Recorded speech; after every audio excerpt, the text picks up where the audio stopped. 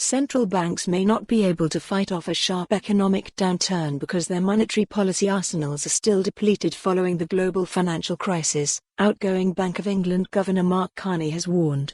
It's generally true that there's much less ammunition for all the major central banks than they previously had, and I'm of the opinion that this situation will persist for some time, Carney said in an interview with the Financial Times.Read. Mark Carney appointed UN climate envoy ahead of Bank of England exit if there were to be a deeper downturn that requires more stimulus than a conventional recession, then it's not clear that monetary policy would have sufficient space.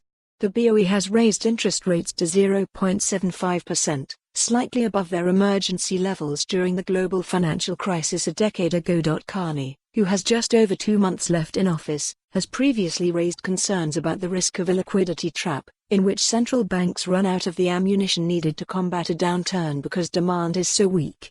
Financial Conduct Authority head Andrew Bailey is due to take over from Carney as BOE governor in March. Carney will take up a role as a special United Nations envoy for climate action and finance. In a wide-ranging interview, the central banker also reiterated his view that the UK should not align its financial regulations with the EU post-Brexit.